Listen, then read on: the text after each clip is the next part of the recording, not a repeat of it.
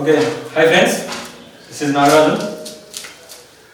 భారతదేశం ఆర్థిక వ్యవస్థ అర్థశాస్త్రంలో మనకు నెక్స్ట్ టాపిక్ పేదరికము. ఓకేనండి, ఇండియన్ ఎకానమీలో మనకు నెక్స్ట్ టాపిక్ పేదరికం. ఓకేనా, పేదరికం అంటే ఏమిటి? ఓకేనా, పేదరికం అంటే ఏమిటి అంటే ప్రముఖ ఆర్థికవేత్తలు కొన్ని రకాల నిర్వచనాలు ఇవ్వడం జరిగిందండి. ఓకేనా, వారిలో ప్రముఖ ఆర్థికవేత్త అయినటువంటి అమర్త్య సేన్ గారు పేదరికం అనుభవించే వారి యొక్క బాధను గుడ్డివాడు సైతం చూడగలడు అని ప్రముఖ సంక్షేమ ఆర్థికవేత్త అయినటువంటి అమర్త్య సేన్ గారు చెప్పడం జరిగింది. పేదరికము, పేదవాడు మరియు వాడు అనుభవించేటువంటి బాధను గుడ్డివాడు సైతం కూడా చూడగలడు. ఓకేనండి, అంటే పేదరికం అనేది ఎంత దుర్భరమైన స్థితితో, ఎంత దుర్భరమైనటువంటి స్థితితో ఎవరు చెప్పారు? మనకు అమర్త్య సేన్ చెప్పడం జరిగింది. పేదరికం అంటే ఏంటి? ప్రజలు లేదా ఒక వ్యక్తి తను జీవించడానికి అవసరమైనటువంటి కనీస జీవనాధార అవసరాలను కూడా తీర్చుకోలేనటువంటి స్థితిని పేదరికం అంటారు. కనీస జీవన అవసరాలు ఏమేమి ఉండొచ్చు? ఆహారము, వస్త్రము, గృహము, ఇవి మానవుని యొక్క ప్రధాన నిత్యావసరాలండి. వాటిని కూడా పొందలేనటువంటి స్థితిని పేదరికం అంటారు. ఓకేనా, అంటే దానికి సంబంధించి అమర్త్య సేన్ ఏం చెబుతున్నాడు? పేదరికానికి సంబంధించి ఆయన ఇచ్చిన నిర్వచనం పేదరికము అనుభవించేటువంటి బాధను గుడ్డివాడు సైతం కూడా చూడగలడు అని అమర్త్య సేన్ చెప్పడం జరిగింది. అదేవిధంగా ప్రపంచ బ్యాంక్ వాళ్ళు పేదరికానికి సంబంధించి ఒక నిర్వచనాన్ని ఇవ్వడం జరిగిందండి. వాళ్ళు ఏం చెప్తారంటే కనీస జీవన ప్రమాణాన్ని కూడా పొందలేనటువంటి స్థితినే పేదరికం అన్నారు. కనీస జీవన ప్రమాణ స్థితిని కూడా పొందలేనటువంటి దానినే పేదరికం అన్నారు. ఏంటంటే కనీస జీవన ప్రమాణాలు అంటే ఆహారము, వస్త్రము, గృహము, ఇతరత్ర అవసరమైనటువంటి వైద్యం కావచ్చు, ఆరోగ్యం కావచ్చు, విద్య కావచ్చు, విద్యుత్ శక్తి కావచ్చు, ఇలాంటి కనీస జీవన ప్రమాణాలను కూడా పొందలేనటువంటి స్థితినే పేదరికం అని ఎవరు చెప్పారు? వరల్డ్ బ్యాంక్ నిర్వచించడం జరిగింది. అదేవిధంగా మహాత్మా గాంధీ గారు పేదరికం గురించి ఏమన్నాడంటే, ఈయన భారతదేశంలో ప్రపంచ దేశాల్లో అన్నింటిలో కూడా పేదవాళ్ళు అతి ఎక్కువగా ఉన్నది ఒక భారతదేశంలో అండి. ప్రపంచ దేశాలతో పోల్చినప్పుడు పేదవాళ్ళు ఎక్కువగా ఉన్నది భారతదేశంలో. అయితే భారతదేశంలో ఉన్నటువంటి ఈ అధిక సంఖ్యాకులైనటువంటి పేదవారిని గురించి ఆయన ఏమన్నాడు అంటే, భారతదేశం నిజమైన స్వాతంత్రాన్ని పొందాలి అంటే, ప్రస్తుతానికి స్వాతంత్రం పొందింది, అయినా నిజమైన స్వాతంత్రాన్ని పొందాలి అంటే ఆయన ఏమంటాడంటే పేదవాళ్ళు పేదరికం నుంచి బయట వచ్చినప్పుడే నిజమైన స్వాతంత్రాన్ని పొందగలరని మహాత్మా గాంధీ గారు అభిప్రాయపడటం జరిగింది. ప్రపంచంలో అతి ఎక్కువగా పేదవాళ్ళు అనేది భారతదేశంలో. ఓకేనా, అయితే ఈ భారతదేశంలో ఉన్నటువంటి పేదవారు పేదరికం నుంచి బయటపడినప్పుడే భారతదేశానికి నిజమైన స్వాతంత్రం వస్తుందని ఎవరు చెప్పారండి? మహాత్మా గాంధీ గారు అభిప్రాయపడటం జరిగింది. అదేవిధంగా ప్రముఖ ఆర్థికవేత్త మరియు వ్యవసాయ శాస్త్రవేత్తటువంటి ఎంఎస్ స్వామినాథన్ గారు ఏమంటారంటే పేదరికానికి సంబంధించి, పేదరికం అనేటువంటి సముద్రంలో మనం ఒక్కరము ఒక దీవిలో సంతోషంగా ఉండలేము అంటాడు. పేదరికం అనేటువంటి సముద్రంలో మనం ఒక్కరము ఒక దీవిలో సంతోషంగా ఉండలేము అంటారు. అంటే ఈయన ఉద్దేశం ఏంటి? చుట్టూ పేదవాళ్ళు ఉన్నారు, వారిలో ఒక్కడు మాత్రం ధనికుడు ఉన్నాడు, కానీ వీడొక్కడు సంతోషంగా ఉండగలరా? ఉండలేడు. కారణం ఏంటంటే అతను ఉదయం నుంచి సాయంత్రం వరకు నిద్ర లేచిన కాడి నుంచి చుట్టూ పేదవారి యొక్క ఆర్తనాదాలు అనేవి వినపడటం జరుగుతుంది, వారి యొక్క సమస్యలు కళ్ళకు కట్టినట్లు కనిపించడం జరుగుతుంది. సో దీన్ని ఉద్దేశించుకొని ఎంఎస్ స్వామినాథన్ గారు పేదరికం అనేటువంటి సముద్రంలో మనం ఒక్కరము ఏ దీవిలో సంతోషంగా ఉండలేమని చెప్పడం జరిగింది. ఓకేనండి, అయితే అసలు పేదరికం అంటే ఏమిటి? పేదరికం అనగా ఏంటంటే నెక్స్ట్ వన్, పేదరికం అంటే ఏమిటి? ఒక వ్యక్తి తన కనీస అవసరాలను కూడా తీర్చుకోలేనటువంటి స్థితిని పేదరికం అంటారు. ఒక వ్యక్తి తన కనీస అవసరాలను కూడా తీర్చుకోలేనటువంటి స్థితిని పేదరికం అంటారు. ఓకేనండి, ఒక వ్యక్తి తన కనీస అవసరాలను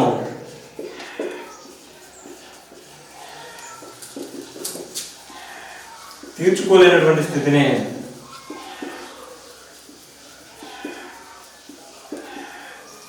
ఒక వ్యక్తి తన కనీస అవసరాలను తీర్చుకోలేనటువంటి స్థితినే పేదరికం అంటారు.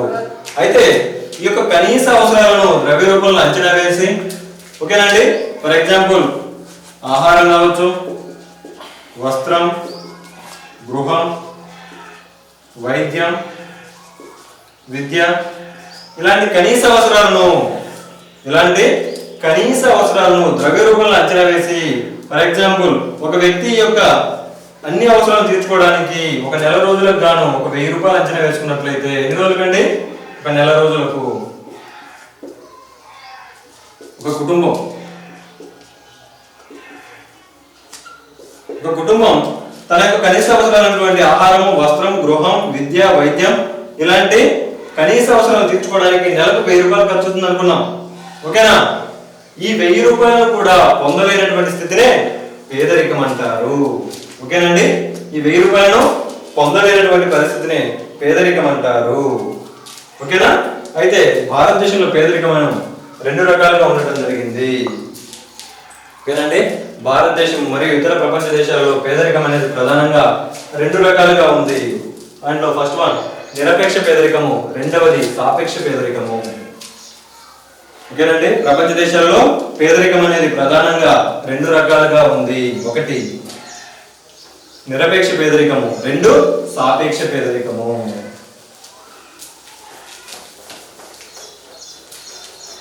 ఫస్ట్ వన్ నిరపేక్ష పేదరికం. అంటే పేదరికము రకాలు.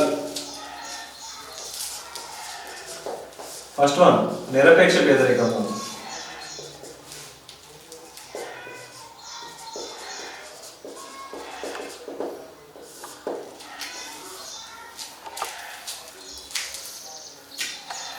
ఒక వ్యక్తి జీవించడానికి కనీస జీవనాధార వినియోగ వ్యయం కూడా చేయలేనటువంటి స్థితిని నిరపేక్ష పేదరికం అంటారు. ఇంతకుముందే చెప్పుకున్నాం మనం. పేదరికం అంటే ఏం చెప్పుకున్నాము? ఒక వ్యక్తి తన కనీస అవసరాలకు అవసరమైనటువంటి వ్యయాన్ని కూడా చేయలేనటువంటి పరిస్థితినే పేదరికం అంటారు. ఒక వ్యక్తి తన కుటుంబం జీవించడానికి అవసరమైనటువంటి కనీస వ్యయాన్ని కూడా చేయలేనటువంటి పరిస్థితినే పేదరికం అంటారండి. అంటే కనీస జీవనాధారం కూడా చేయలేనటువంటి స్థితి, కనీస జీవనాధార వ్యయం చేయలేనటువంటి పరిస్థితి.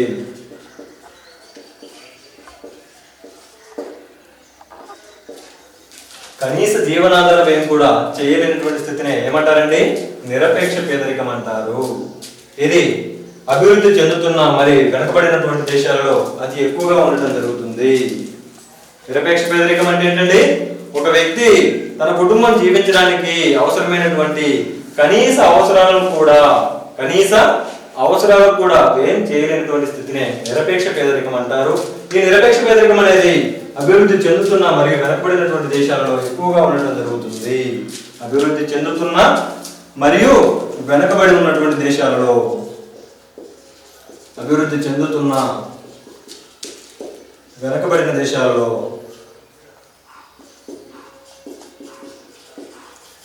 ఈ యొక్క పేదరికం ఎక్కువగా ఉంది, నిరపేక్ష పేదరికం. రెండవది సాపేక్ష పేదరికం.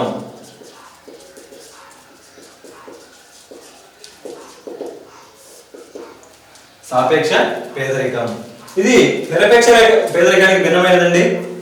సాపేక్ష పేదరికం ఏంటంటే సమాజంలో పై స్థాయిలో ఉన్నటువంటి 5 నుంచి 10% జనాభా ఉన్నటువంటి ఆదాయానికి, సమాజంలో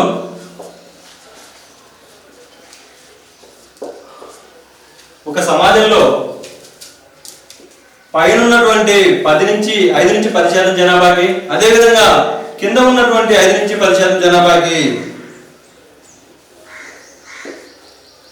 కింద ఉన్నటువంటి 5 నుంచి 10% జనాభాకి మధ్య ఉన్నటువంటి తేడాని సాపేక్ష పేదరికం అంటారు. ఓకేనండి, ధనికులలో 5 నుంచి 10% జనాభా, అదేవిధంగా క్రింది స్థాయిలో ఉన్నటువంటి, దిగువ స్థాయిలో ఉన్నటువంటి 5 నుంచి 10% జనాభా, వీరి మధ్య ఉన్నటువంటి వ్యత్యాసాన్ని సాపేక్ష పేదరికం అంటారు. ఓకేనండి, జనాభాను మనము 0 నుంచి 100% తీసుకున్నట్లయితే, 1 2 3 ఇలా 100 వరకు తీసుకున్నట్లయితే, పైన ఉన్నటువంటి 5 నుంచి 10% జనాభా, అదేవిధంగా దిగువ స్థాయిలో ఉన్నటువంటి 5 నుంచి 10% జనాభా, వీరి మధ్య ఉన్నటువంటి ఈ ఆదాయ వ్యత్యాసాన్ని ఏమంటారండి? సాపేక్ష పేదరికం అంటారు.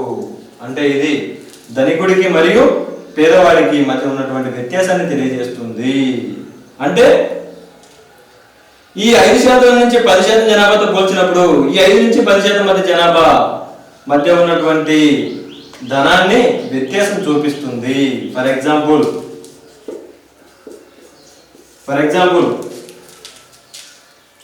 చిరంజీవితో పోల్చుకున్నప్పుడు ముఖేష్ అంబానీ ధనికుడు,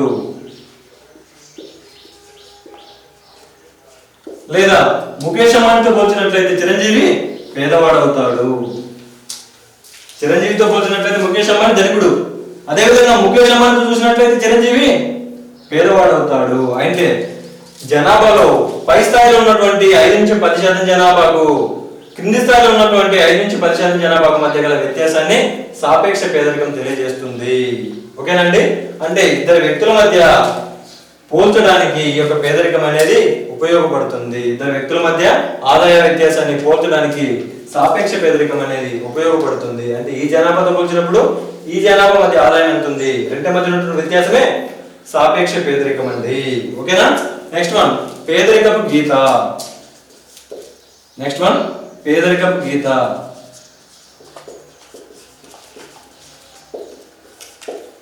పావర్టీ లైన్. ఓకేనండి. పావర్టీ లైన్ అంటే ఇంతకుముందు చెప్పుకున్నాం మనం. పేదరికం అంటే ఒక వ్యక్తి తన కనీస వినియోగ అవసరాలను తీర్చుకోలేనటువంటి పరిస్థితిని పేదరికం అంటాం. అంటే ఒక వ్యక్తి తనకు అవసరమైనటువంటి కనీస అవసరాలను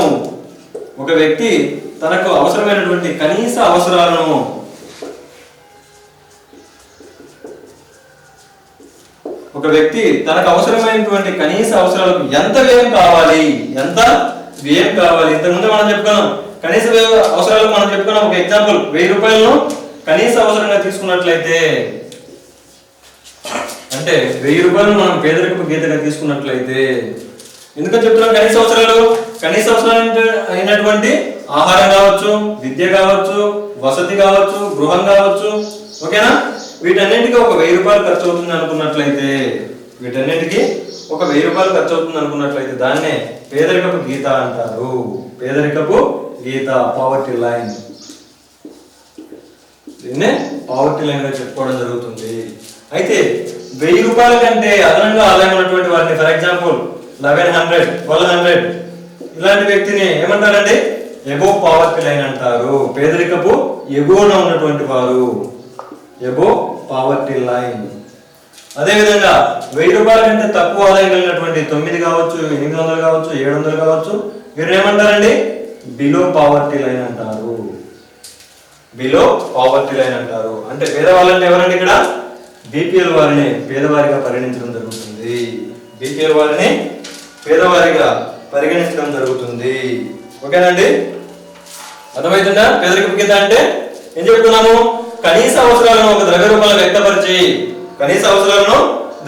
వ్యక్తపరిచి అవి పొందేందుకు చేసేటువంటి వ్యయము. ఫర్ ఎగ్జాంపుల్ ఒక కుటుంబం బతకాలి అంటే నెలకు 1000 రూపాయలు కావాలనుకున్నట్లయితే దానిని పేదరికపు గీతగా నిర్ణయించడం జరిగింది. అంతకంటే ఎక్కువ ఆదాయం ఉన్నటువంటి వారిని అబోవ్ పావర్టీ లైన్ గా, తక్కువ ఆదాయం ఉన్న వారిని బిలో పావర్టీ లైన్ గా తీసుకోవడం జరిగింది. ఓకేనా. సో ఈ విధంగా భారతదేశంలో పేదరికపు రేఖను నిర్ణయించడం జరిగిందండి. అయితే 1969 సంవత్సరంలో పౌష్టికాహార నిపుణుల సంఘం సూచనల మేరకు పౌష్టికాహార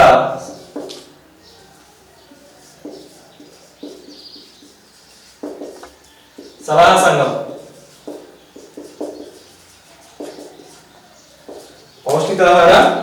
సంఘం వీళ్ళు ఏం చెప్పారంటే, ఒక వ్యక్తి జీవించడానికి కనీస అవసరాలను ద్రవ్య రూపంలో కాకుండా పౌష్టికాహార రూపంలో, అంటే ఆహారం లభించేటువంటి ఆహారానికి ప్రమాణము క్యాలరీస్ అండి.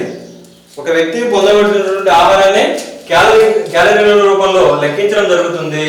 అయితే పౌష్టికాహార నిపుణుల సలహా సంఘం సూచనల మేరకు ప్రణాళిక సంఘం వారు ఏం చేశారంటే, సూచించింది ఎవరండి? పౌష్టికాహార నిపుణుల సంఘం. వీరి యొక్క సలహాల మేరకు ప్రణాళిక సంఘం వాళ్ళు ఏం చేశారు అంటే, ఒక వ్యక్తి కనీస జీవన ప్రమాణాలను పొందలేనటువంటి స్థితిని ఏం చెప్పుకున్నాము? పేదరికం అని చెప్పుకున్నాం.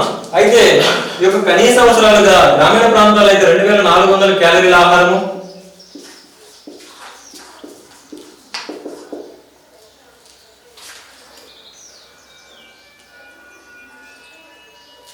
ఓకేనండి.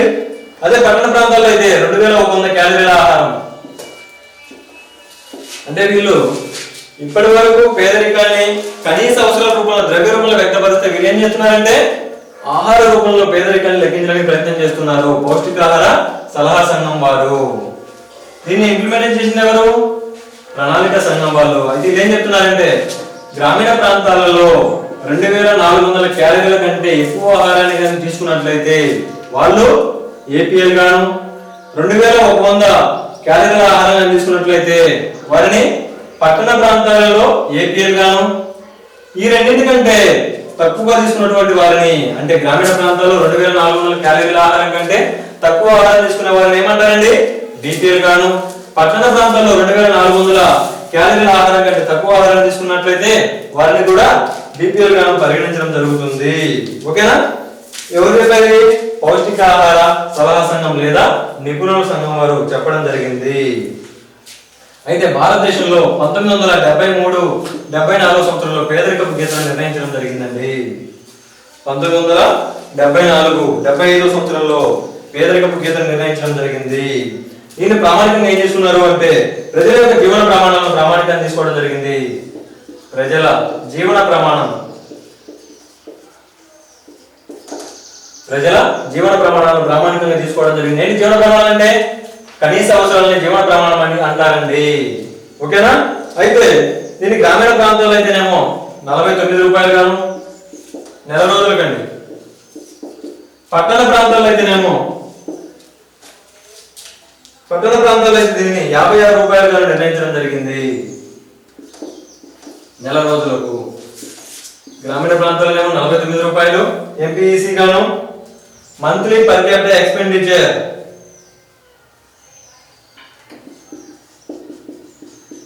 ఎంపీఈసీ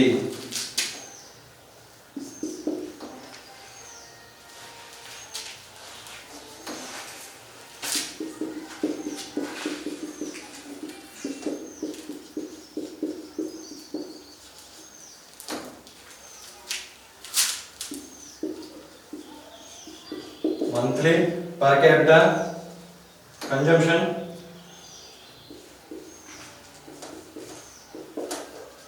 expenditure.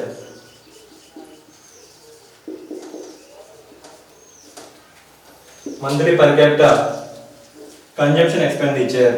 ఓకేనండి. 1973-74 సంవత్సరంలో ప్రజల జీవన ప్రమాణాలను ఆధారంగా చేసుకొని ఒక పేదరిక గీత నిర్ణయించడం జరిగింది. పావర్టీ లైన్ క్రియేట్ చేయడం జరిగింది. ఈ పావర్టీ లైన్ కోసము గ్రామీణ ప్రాంతాల్లో అయితే నెలకి ఎంత ఖర్చు చేయాలి? 49 రూపాయలు, పట్టణాల్లో అయితేనేమో 56 రూపాయలు. దీనిని ఎంపీసీగా భావించడం జరిగింది. ఎంపీసీ అంటే ఏంటంటే monthly per capital consumption expenditure. ఓకేనా? అయితే గ్రామీణ ప్రాంతాలలో 49 రూపాయల కంటే తక్కువ ఏం చేసేవారిని పేదవారిగాను, అదే పట్టణ ప్రాంతాలలో 56 రూపాయల కంటే తక్కువ ఏం చేసేటువంటి వారిని పేదవారిగాను భావించడం జరిగింది. ఓకేనండి. ఈ సంవత్సరం 1973-74 సంవత్సరంలో భారతదేశంలో మొదటిసారిగా పేదరికపు గీతను తయారు చేయడం జరిగింది. ఓకేనండి. సో అయితే భారతదేశంలో పేదరికపు అంచనాలు ఏ విధంగా ఉన్నాయి? భారతదేశంలో పేదరికపు అంచనాలు ఏ విధంగా ఉన్నాయి మనం ఒకసారి గమనించినట్లయితే, భారతదేశంలో పేదరికాన్ని మొదటగా అంచనా వేసినటువంటి వ్యక్తి దాదాబాయి నౌరోజీ గారండి. భారతదేశంలో పేదరికాన్ని మొదటగా అంచనా వేసినటువంటి వ్యక్తి దాదాబాయి నౌరోజీ గారు. ఆయన రచించినటువంటి poverty and British rule in India, poverty and British rule in India అనేటువంటి గ్రంథంలో మొదటిసారిగా ఆయన జైల్ కాస్ట్ మెథడ్ లో పేదరికాన్ని అంచనా వేయడం జరిగింది. కాన్సెప్ట్ ఏంటంటే పేదరికపు అంచనాలు. ఎక్కడ? ఇండియాలో. మొదటిసారిగా అంచనా వేసినటువంటి వ్యక్తి Dadabhai Naoroji.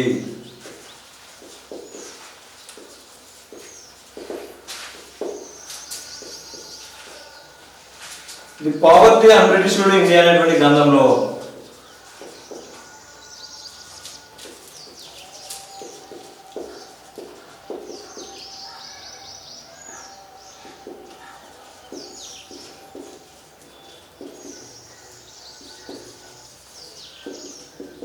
The poverty and unbritish India అనేటువంటి గ్రంథంలో దాదాబాయి నవరోజీ గారు మొదటిసారిగా భారతదేశంలో పేదరికాన్ని అంచనా వేయడం జరిగింది. పావర్టీ అండ్ అన్రిడిష్డ్ ఇన్ ఇండియా అనేటువంటి గ్రంథంలో ఈయన జైల్ కాస్ట్ ఆఫ్ లివింగ్ మెథడ్లో పేదరికాన్ని అంచనా వేశాడు.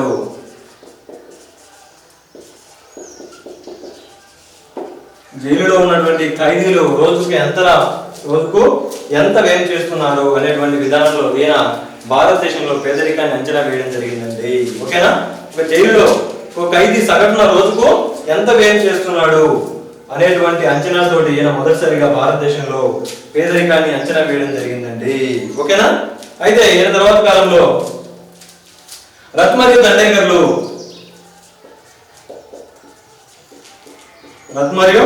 దండేకర్ వీరు రచించినటువంటి గ్రంథమైన పావర్టీ ఇన్ ఇండియా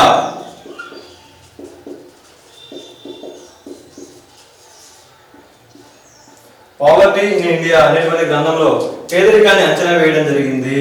ఓకేనా? అయితే వీరి ప్రకారం భారతదేశంలో పేదరికం 41% ఉంది. రత్ మరియు దండేకర్లు వారు రచించినటువంటి గ్రంథమైన పావర్టీ ఇన్ ఇండియా అనేటువంటి గ్రంథంలో పేదరికాన్ని అంచనా వేయడం జరిగిందండి. వీరి ప్రకారం భారతదేశంలో పేదరికము 41% ఉంది. అయితే తర్వాత కాలంలో మిన్హాస్ అనేటువంటి ఆర్థికవేత్త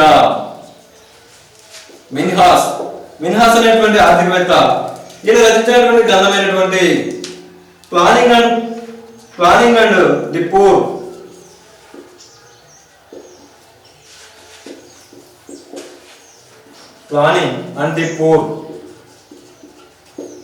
అనేటువంటి గ్రంథంలో గ్రామీణ పేదరికాన్ని అంచనా వేయడం జరిగింది. మిన్హాస్ అనేటువంటి ఆర్థికవేత్త ప్లానింగ్ అండ్ ది పూర్ అనేటువంటి గ్రంథంలో గ్రామీణ పేదరికాన్ని అంచనా వేయడం జరిగిందండి.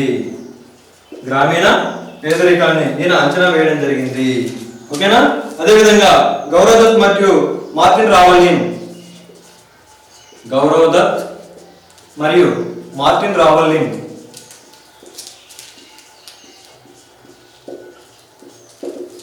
పావర్టీ గ్యాప్ అనేటువంటి భావనను అభివృద్ధి చేయడం జరిగింది.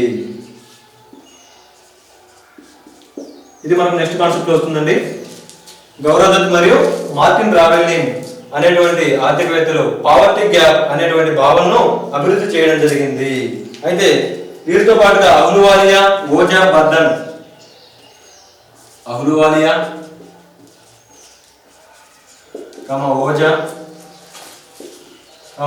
బర్దన్ అనేటువంటి ఆర్థికవేత్తలు కూడా భారతదేశంలో పేదరికాన్ని అంచనా వేయడం జరిగింది. అహ్లూవాలియా, ఓజా, బర్దన్ అనేటువంటి ఆర్థికవేత్తలు కూడా భారతదేశంలో పేదరికాన్ని అంచనా వేయడం జరిగిందండి. అయితే స్వాతంత్రం వచ్చిన తర్వాత 1993లో లగ్దావాలా అధ్యక్షతన పేదరికం పైన ఒక కమిటీని వేయడం జరిగింది. 1993లో లగ్దావాలా అధ్యక్షతన పేదరికం పైన ఒక కమిటీని వేయడం జరిగిందండి.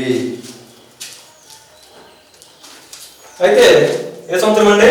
1993లో లగ్దావాలా అధ్యక్షతన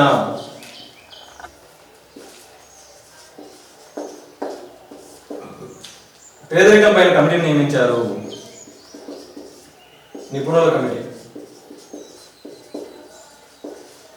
ఈ కమిటీ ఏం చెప్పిందంటే పేదరికం అనేది ఒక రాష్ట్రానికి మరొక రాష్ట్రానికి మధ్య వ్యత్యాసం ఉంది. ఒక రాష్ట్రానికి మరొక రాష్ట్రానికి మధ్య వ్యత్యాసం ఉంది. ఆ వ్యత్యాసం ఎందుకు ఉంది అంటే ధరలు అనేవి ఒక రాష్ట్రానికి మరొక రాష్ట్రానికి మధ్య వ్యత్యాసాలు ఉండడం ద్వారా, ధరలు అనేవి ఒక రాష్ట్రానికి మరొక రాష్ట్రానికి మధ్య వ్యత్యాసం ఉండడం ద్వారా, ఓకేనా, ఒక రాష్ట్రానికి మరొక రాష్ట్రానికి మధ్య వ్యత్యాసాలు ఉండడం ద్వారా వినియోగదారుల సూచి ఆధారంగా ఈయన పేదరికాన్ని లెక్కించమని సూచించను. ఏమవుతున్నాయి ధరలు? ఒక రాష్ట్రానికి ఫర్ ఎగ్జాంపుల్ ఎక్స్ అనే రాష్ట్రానికి వై అనే రాష్ట్రానికి మధ్య for example 1 litre petrol for example ఏపీలో 114 రూపాయలు ఉంటే 114 రూపాయలు ఉంటే వై అనేటువంటి గోవా రాష్ట్రంలో ఇది 100 రూపాయలుగా ఉండటం జరిగింది. వెయ్యి అనేటువంటి గోవా రాష్ట్రంలో లీటర్ పెట్రోల్ ఎంత ఉందండి? 100 రూపాయలుగా ఉండటం జరిగింది. అంటే వినియోగదారుల సూచి లేదా కనీస అవసర సూచి అనేది భారతదేశంలో 114 రూపాయలు ఉండాలి. అదేవిధంగా గోవాలో ఎంత ఉండాలి? 100 రూపాయలు మాత్రమే ఉండాలి. అంటే ఇక్కడ ఏమవుతుంది? పావర్టీ లైన్ విషయంలో ఆంధ్రప్రదేశ్ ఒక విధంగాను గోవా రాష్ట్రానికి మరొక విధంగాను ఉండటం జరుగుతుంది.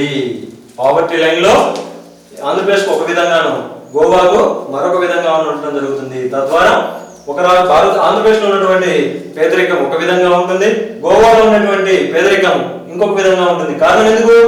ఆంధ్రప్రదేశ్ లో 114 రూపాయలు వేయం చేయలేని వారు పేదవారిగాను, అదే గోవాలో అయితే 100 రూపాయలు వేయం చేయలేని వారిని పేదరికంగా తీసుకోవడం జరుగుతుంది. కాబట్టి ఒక రాష్ట్రానికి మరొక రాష్ట్రానికి ధరల వ్యత్యాసం ఆధారంగా పేదరికం అనేది వ్యత్యాసం ఉండటం జరిగింది. ఓకేనా? అయితే దీనికి బదులుగా ఈయన ఏం చెప్తాడంటే వినియోగదారుల ధర సూచి ఆధారంగా పేదరికాన్ని గణించాలని సూచించడం జరిగింది. వినియోగదారుల ధర సూచి ఆధారంగా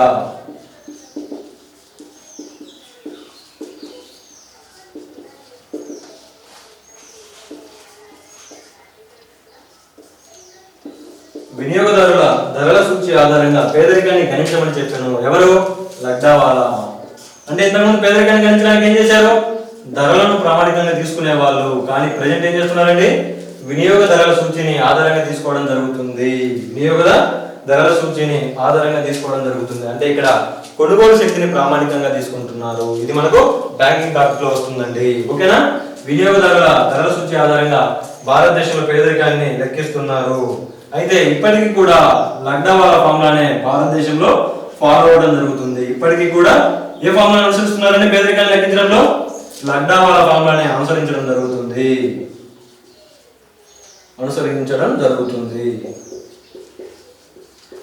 ఇప్పటికి కూడా భారతదేశంలో లడ్డావాలా సూచినే అనుసరించడం జరుగుతుందండి. అయితే భారతదేశంలో 1973-74 సంవత్సరంలో పేదరిక శాతము లడ్డావాలా సూచి ఆధారంగా 55% ఉందండి. 1973-74లో 55% ఉంది. అదేవిధంగా 1993-94లో ఇది 36% గాను, 2011-12లో ఇది ఎన్ఎస్ఎస్ఓ రిపోర్ట్ అండి. ఎన్ఎస్ఎస్ఓ యొక్క 27th రిపోర్టు, 50th రిపోర్టు, ఇది 68th రిపోర్టు. 2011-12లో భారతదేశంలో పేదరికము 21.9% ఉండడం జరిగింది. అదేవిధంగా తర్వాత కాలంలో 2012లో పేదరికంపై నియమించబడినటువంటి రంగరాజన్ కమిటీ రిపోర్ట్ ప్రకారము భారతదేశంలో పేదరికం అనేది 29.5% ఉందండి. 29.5%గా ఉండటం జరిగింది. ఓకేనా? అయితే మనకు నెక్స్ట్ టాపిక్ లో రంగరాజన్ కమిటీ రిపోర్ట్ వస్తుంది. ఇప్పుడు మనము పేదరికము మనం ఏం చెప్పుకుంటున్నాము? 1993 నుంచి లడ్డావాలా ఫార్ములాను మాత్రమే ఫాలో అవ్వడం జరుగుతుంది.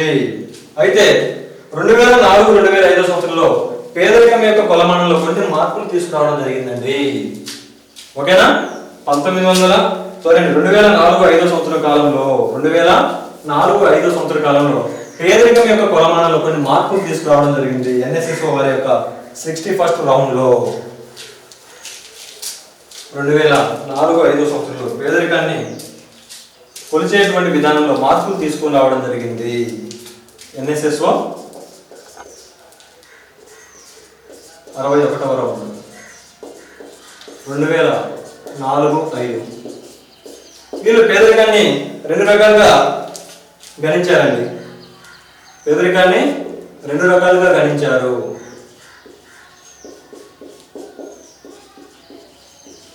దాంట్లో first one URP, uniform recall period.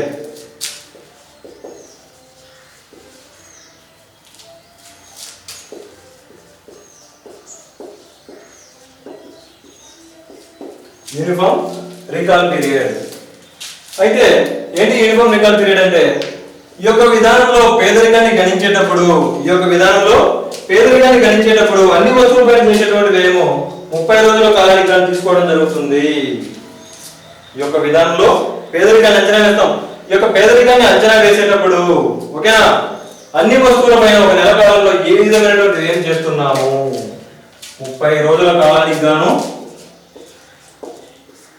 అన్ని వస్తువులపైన ఎంత వ్యయం చేస్తున్నావు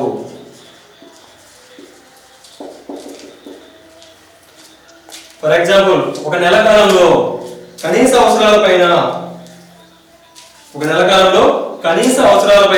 ఒక 1000 రూపాయలు నువ్వు ఖర్చు పెట్టినట్లయితే ఈ యొక్క 1000నే 12 నెలలు కూడా చేస్తావు అనేటువంటి ఉద్దేశంతో యూనిఫామ్ రీకాల్ పీరియడ్ పని చేస్తుందండి. అంటే సంవత్సరానికి ఎంత ఖర్చు పెడతావు 12,000 రూపాయలు. అర్థమైందండి ఇక్కడ కాన్సెప్ట్. యూనిఫామ్ రీకాల్ పీరియడ్ ఏం చేస్తారంటే మొదటి 30 రోజుల కాలానికి గాను అన్ని వస్తువులపైన నువ్వు ఎంత ఖర్చు పెడుతున్నావు. ఫర్ ఎగ్జాంపుల్ ఏమేమి అవ్వచ్చు, ఆహారం కావచ్చు, బట్టలు కావచ్చు, పాదరక్షకాలు కావచ్చు, ఇతర మన్నికైనటువంటి వస్తువులు కావచ్చు, ఇతరత్ర ఏ వస్తువులైనా సరే ఈ వస్తువులపైన ఒక నెలకు ఎంత ఖర్చు పెడుతున్నావు లెక్కించి ఫర్ ఎగ్జాంపుల్ 1000 రూపాయలు నెలకు నువ్వు ఖర్చు పెట్టినట్లయితే అదే ఖర్చును నువ్వు ప్రతి నెల కూడా చేస్తావు. అంటే సంవత్సరంలో ఉన్నటువంటి 12 నెలలు కూడా అంతే వ్యయం చేస్తావు అనే దాన్ని ఆధారంగా చేసుకొని యూనిఫామ్ రీకాల్ పీరియడ్ లో పేదరికాన్ని లెక్కించడం జరుగుతుంది. అంటే మొదటి నెలలో చేసినటువంటి వ్యయాన్ని ప్రతి నెల చేస్తావు అని భావించి ఇక్కడ పేదరికాన్ని లెక్కించడం జరుగుతుంది. ఓకేనండి. Next one MRP mixed recall period.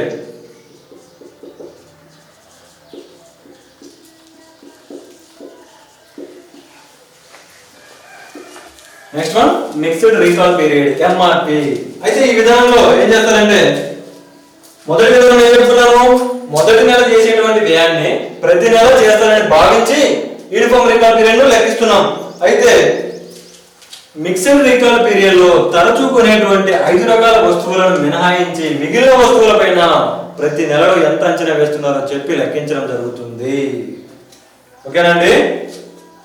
తరచుగా కొనేటువంటి 5 రకాల వస్తువులను ఇక్కడ మినహాయించాలి. తరచుగా కొనేటువంటి 5 రకాల వస్తువులు ఏమొస్తాయంటే వస్త్రాలు కావచ్చు, పాదరక్షకాలు, ఓకేనా, మన్నిక గల వస్తువులు,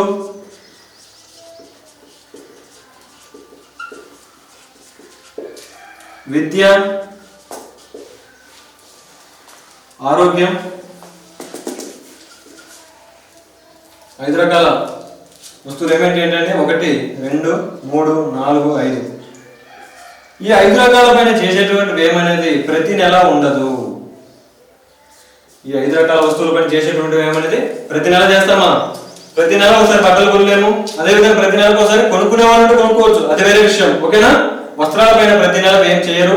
అదేవిధంగా పాదరక్షకాలు ఒకసారి తీసుకున్నట్టు దాదాపు సంవత్సర కాలం వస్తాయి. అదేవిధంగా మన్నిక గల వస్తువులు ఏదైనా సరే టీవీ కావచ్చు, ఫ్రిడ్జ్ కావచ్చు, ఏసీ కావచ్చు, ఓకేనా, ఇలాంటి వస్తువులు ప్రతి నెల మనం కొనుగోలు చేయము. అదేవిధంగా విద్య పైన మన ఫీజు అనేది 1-2 సార్లు మాత్రం చెల్లించడం జరుగుతుంది. దాంతోపాటు ఆరోగ్యం అనేది సంవత్సరంలో ఏదో ఒకసారి మాత్రమే ఆరోగ్యం బాగాలేకుండా ఉంటుంది తప్ప ప్రతిరోజు ఉండదు. అలా ఉండేటువంటి వారి గురించి మనం ఇక్కడ డిస్కషన్ చేయలేము.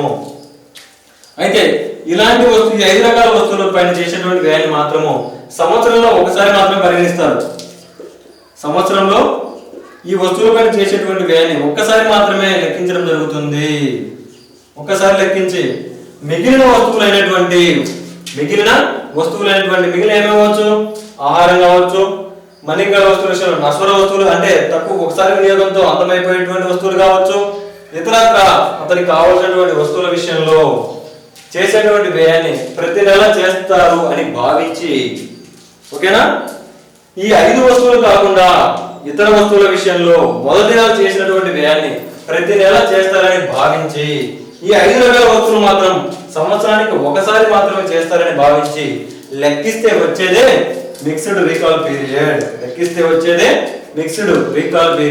అంటే దీన్ని 365 రోజులకు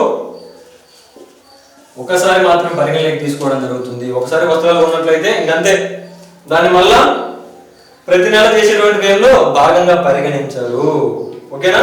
సో ఈ విధంగా భారతదేశంలో ఎన్ఎస్ఎస్ఓ వారి యొక్క 2004 సంవత్సరానికి గాను 61వ రన్లో పేదరికాన్ని 2 రకాలుగా గణించడం జరిగింది. ఒకటి యూఆర్పి, 2 ఎంఆర్పి. యూఆర్పి ఏంటంటే ఒక నెలలో చేసినటువంటి వ్యయాన్ని ప్రతి నెల చేస్తారని భావించి అంచనా వేస్తూ దాన్ని యూనిఫామ్ రికార్డ్ పీరియడ్ అని, అదేవిధంగా మిక్స్డ్ రికార్డ్ పీరియడ్ లో 5 రకాల వస్తువులు మినహాయించి చేసినటువంటి వ్యయము ప్రతి నెల చేస్తారని భావించాలి. అదేవిధంగా ఈ 5 రకాల వస్తువులు మాత్రం 365 రోజులకు గాను ఒకేసారి వ్యయం చేస్తారని భావించి లెక్కిస్తే వచ్చేదే మిక్స్డ్ రికార్డ్ పీరియడ్ అని చెప్పడం జరిగింది. ఓకేనండి. అయితే భారతదేశంలో 1991 తర్వాత 1991లో నూతన ఆర్థిక సంస్కరణలు ప్రవేశపెట్టారండి. 1991లో నూతన ఆర్థిక సంస్కరణలు ప్రవేశపెట్టడం జరిగింది. అయితే నూతన ఆర్థిక సంస్కరణలు ప్రవేశపెట్టిన తర్వాత సంస్కరణలు ప్రవేశపెట్టక ముందు కంటే పేదరికంలో ఉన్నటువంటి తగ్గుదల కంటే సంస్కరణలు ప్రవేశపెట్టిన తర్వాత వచ్చినటువంటి పేదరికంలో తగ్గుదల శాతం అనేది తక్కువగా ఉండటం జరిగింది.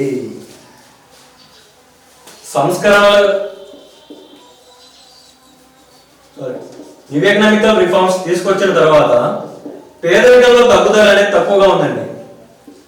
న్యూ ఎకనామికల్ రిఫార్మ్స్ కంటే ముందు పేదరికంలో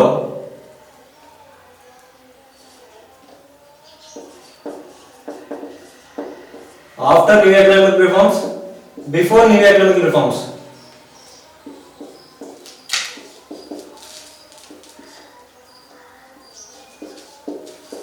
పేదరికంలో తగ్గుదల శాతం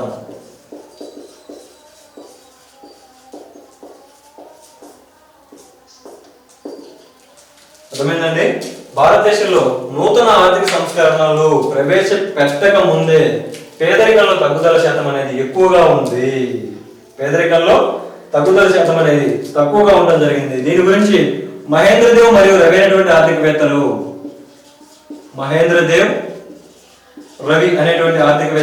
భారతదేశంలో నూతన ఆర్థిక సంస్కరణలు ప్రవేశపెట్టిన తర్వాత కంటే ప్రవేశపెట్టక ముందే పేదరికంలో తగ్గుదల శాతం అనేది ఎక్కువగా ఉండటం జరిగిందని వీరు అంచనా వేయడం జరిగింది. వీరి ఉద్దేశం ప్రకారం నూతన ఆర్థిక సంస్కరణలు ప్రవేశపెట్టక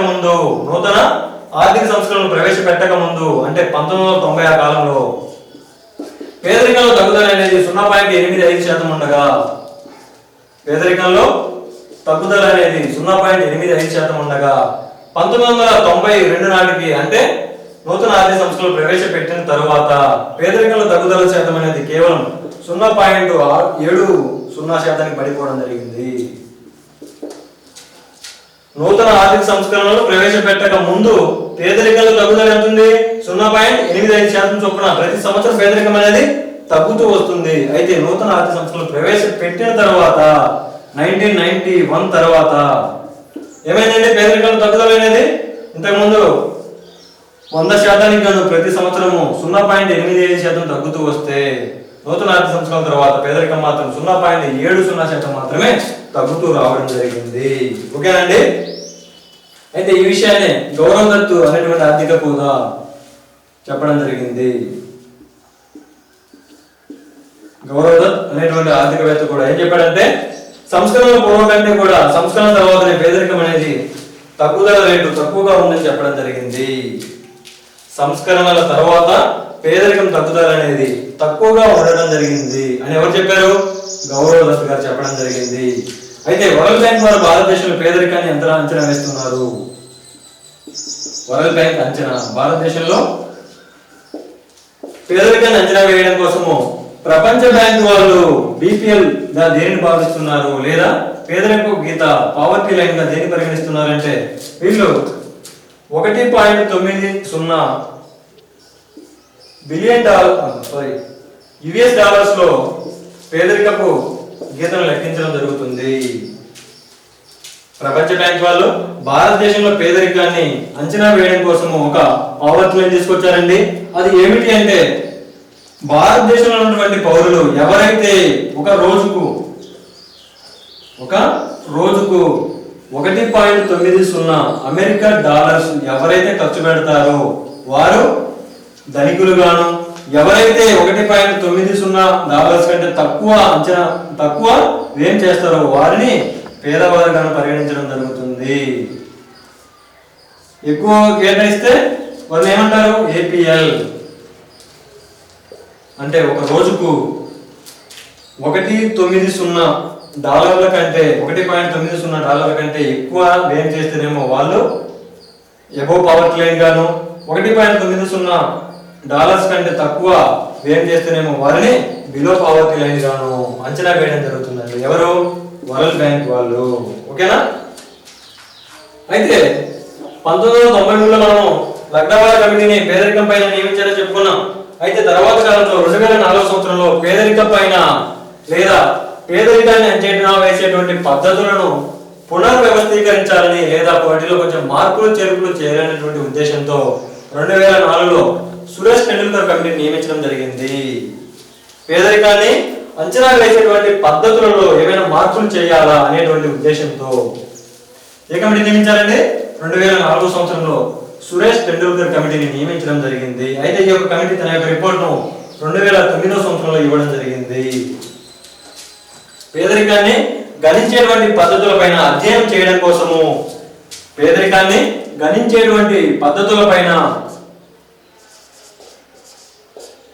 సురేష్ టెండూల్కర్ కమిటీ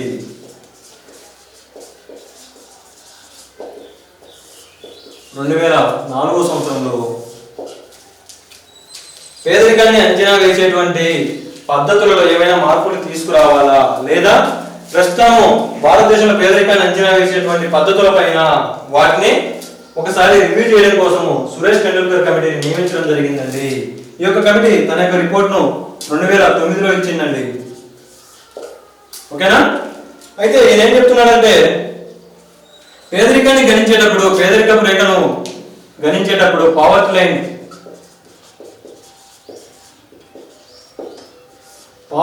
అంచనా వేసేటప్పుడు మన్నిక గల వస్తువులతో పాటు ఇంతకుముందు మనం ఏం చెప్పుకున్నాము? యూనిఫామ్ రికాల్ పీరియడ్ లో మరియు మిక్స్డ్ రికాల్ పీరియడ్ లో యూనిఫామ్ రికాల్ పీరియడ్ లోనేమో ఒక నెల చేసేటువంటి వ్యయం ప్రతి నెల చేస్తారని భావించాము. అదేవిధంగా మిక్స్డ్ రికాల్ పీరియడ్ లో 5 రకాల వస్తువులను మినహాయించి ఈ 5 రకాల వస్తువులనేమో 365 రోజులు లెక్కించి మిగిలిన వస్తువులు ఏం చెప్పుకున్నాము? ప్రతి నెల ఏం చేస్తారన్న ఉద్దేశంతో చెప్పుకోవడం జరిగింది. అంటే ఈయన ఏం చెప్తున్నాడంటే మన్నిక గల వస్తువులతో పాటు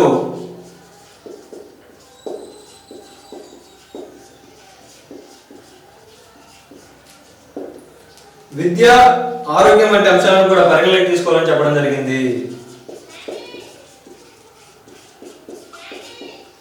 విద్య, ఆరోగ్యం వంటి అంశాలను కూడా పేదరికాన్ని అంచనా వేసేటప్పుడు పేదరికాన్ని గణించేటప్పుడు విద్య, ఆరోగ్యం వంటి అంశాలను కూడా పరిగణలోకి తీసుకోవాలని చెప్పాను. అయితే ఈయన యూనిఫామ్ రికాల్ పీరియడ్ మరియు మిక్స్డ్ రికాల్ పీరియడ్ లో మిక్స్డ్ రికాల్ పీరియడ్ ని ఉపయోగించమని సజెస్ట్ చేశాను. సురేష్ టెండూల్కర్ కమిటీ పేదరికాన్ని అంచనా వేయడంలో మిక్స్డ్ రికాల్ పీరియడ్ ని అవలంబించమని సూచించడం జరిగింది. ఓకేనండి? అయితే ఈయన యొక్క అంచనాల ప్రకారం భారతదేశంలో పేదరికం ఎంత ఉన్నాయంటే మంత్లీ పర్ క్యాపిటల్ ఎక్స్పెండిచర్ గ్రామీణ ప్రాంతాల్లోనేమో 446.68 రూపాయలు గాను, అదే పట్టణ ప్రాంతాల్లో అయితే 578.8 రూపాయలు గాను ఉండటం జరిగింది. Monthly per capital expenditure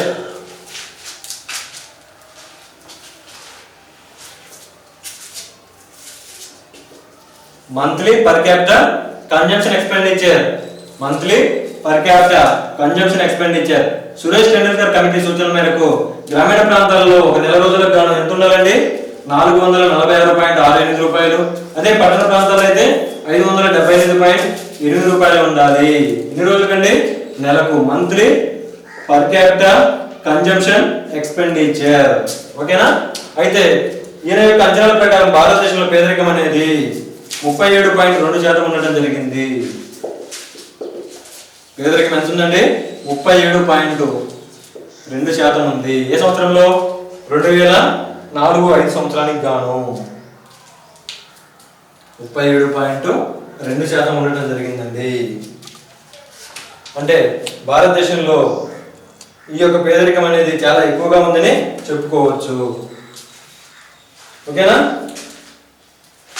next one, గ్రామీణ ప్రాంతాలలో బీపీఎల్ కుటుంబాలను గుర్తించడం కోసం ఒక మెథడాలజీని సూచించవలసినదిగా గ్రామీణాభివృద్ధి మంత్రిత్వ శాఖ ఒక కమిటీని ఏర్పాటు చేసింది సక్సేనా అధ్యక్షతన. గ్రామీణ ప్రాంతాలలో బీపీఎల్ కుటుంబాలను గుర్తించాలి. గ్రామీణ ప్రాంతాల్లో బీపీఎల్ కుటుంబాలను గుర్తించడం కోసము సక్సేనా అధ్యక్షతన ఒక కమిటీని ఏర్పాటు చేయడం జరిగింది. ఈ యొక్క కమిటీకి అధ్యక్షుడు ఎవరండి? సక్సేనా. ఓకేనా? ఈ యొక్క కమిటీని 2008లో ఏర్పాటు చేశారు. దీని యొక్క ఉద్దేశం ఏంటి? గ్రామీణ ప్రాంతాలలో బీపీఎల్ వర్గాన్ని గుర్తించడం కోసం ఒక మెథడాలజీని రూపొందించాలి.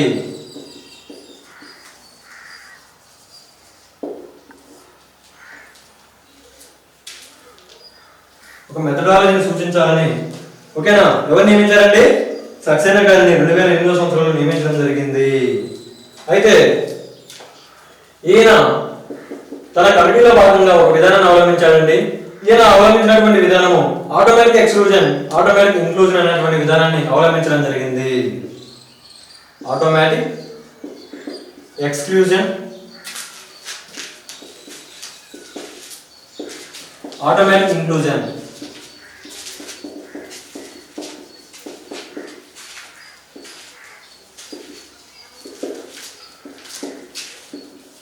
అయితే ఈ యొక్క విధానం ఏంటంటే ఆటోమేటిక్ ఎక్స్క్లూజన్, ఆటోమేటిక్ ఇంక్లూజన్ లో కొన్ని రకాల వర్గాల వారిని ఆటోమేటిక్ గా కలుపుకోవాలి, కొన్ని రకాల వారి వర్గాలని ఆటోమేటిక్ గా మినహాయించాలి. అంటే కొంతమందిని కలుపుకోవాలి, కొంతమందిని మినహాయించాలి. ఆటోమేటిక్ గా అంటే నిర్దిష్ట కొలమానం అనేది లేకుండా కొన్ని వర్గాల వారిని కలుపుకోవాల్సి ఉంది, కొన్ని వర్గాల వారిని మినహాయించవలసి ఉంటుంది. అయితే కలుపుకోవాల్సిన వర్గాలేవి, మినహాయించవలసినటువంటి వర్గాలేవి? ఇంక్లూజన్ ఎవరెవరు వస్తారంటే, ఎక్స్క్లూజన్ ఎవరెవరు వెళ్తారు?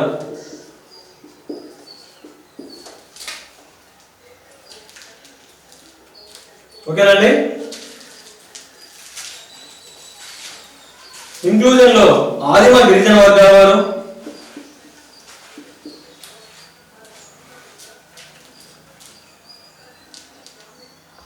మహాదళితులు,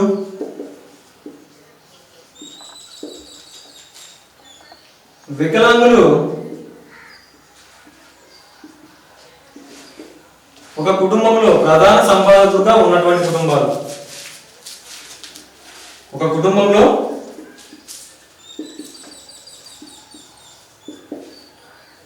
ప్రధాన సంపాదకుడికి ఎవరు ఉండాలండి? వికలాంగుడు ఉండాలి.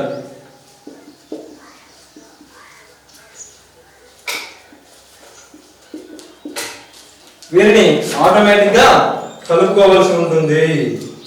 అయితే ఆటోమేటిక్ ఎక్స్క్లూజన్ లో భాగంగా ఎవరెవరిని గ్రామీణ ప్రాంతాల్లో బీపీఎల్ వర్గాల నుంచి మినహాయించాలి అంటే, జిల్లా వ్యవసాయ కమతా కంటే, జిల్లా సగటు వ్యవసాయ కమతా కంటే,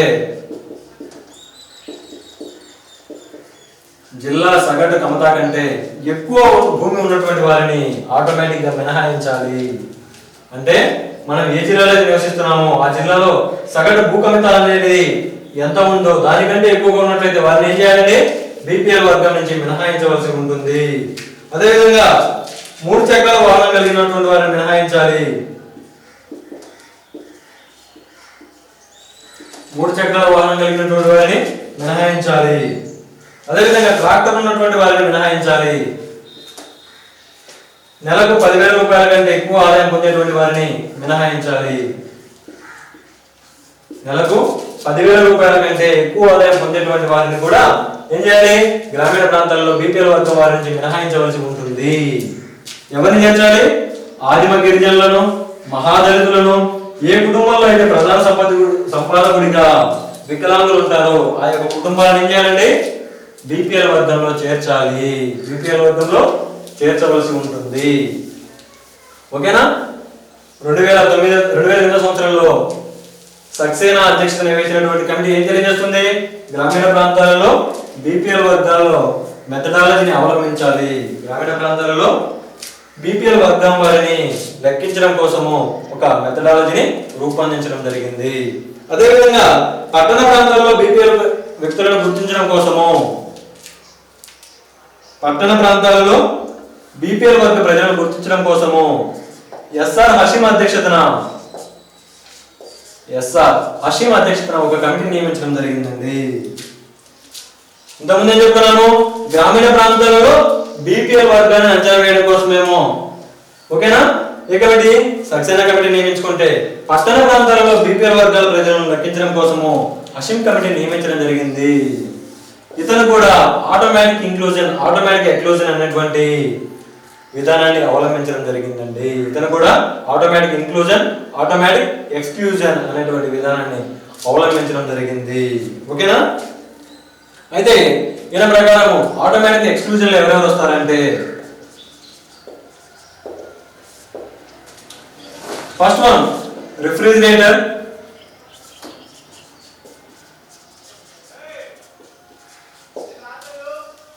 ద్విచక్ర వాహనం, టెలిఫోన్, వాషింగ్ మిషన్.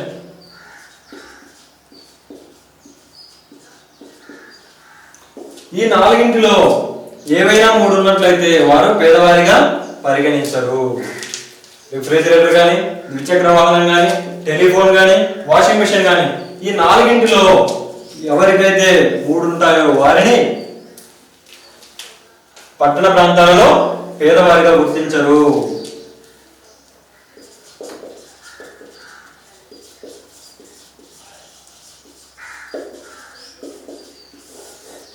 ఓకేనండి. నెక్స్ట్ వన్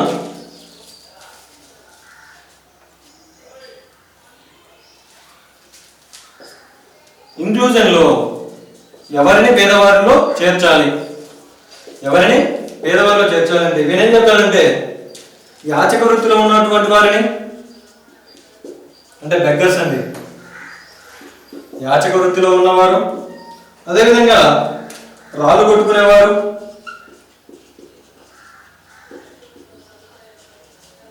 వీధులు ఊడ్చేవారు,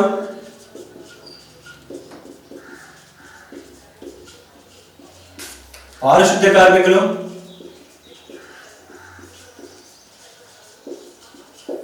వీరిని బీపీఎల్ లో చేర్చాలని చెప్పాను, బిలో పావర్టీ లైన్ లో చేర్చాలని చెప్పడం జరిగిందండి. ఎస్ఆర్ హషీం కమిటీ అధ్యక్షతన హషీం అనేటువంటి వ్యక్తిని అధ్యక్షునిగా పట్టణ ప్రాంతాలలో బీపీఎల్ వర్గ ప్రజలను గుర్తించడం కోసము ఈ యొక్క కమిటీ నియమించడం జరిగింది. ఇతను కూడా సక్సేనా కమిటీ అవలంబించినటువంటి విధానాలని ఆటోమేటిక్ ఎక్స్క్లూజన్ అనేటువంటి విధానాన్ని అవలంబించడం జరిగింది. ఇతని ప్రకారం ఎవరు పేదవారిగా గుర్తించబడరు అంటే పట్టణ ప్రాంతాలలో ఉండి ఆ కుటుంబంలో ఒక రిఫ్రిజిరేటర్, ఒక ద్విచక్ర వాహనం, టెలిఫోన్, వాషింగ్ మిషన్, ఈ నాలుగింటిలో మూడు ఎవరి ఇంట్లో అయితే ఉంటాయో వారిని పేదవారు ఖాళీగా భావించడం. అదేవిధంగా ఇవి ఎవరి వద్ద అయితే 3 కంటే తక్కువ ఉంటాయో వారిని ఏమవుతారని ఆటోమేటిక్ గా పేదవాళ్ళకు పరిగణిస్తారు. 3 కంటే ఎక్కువ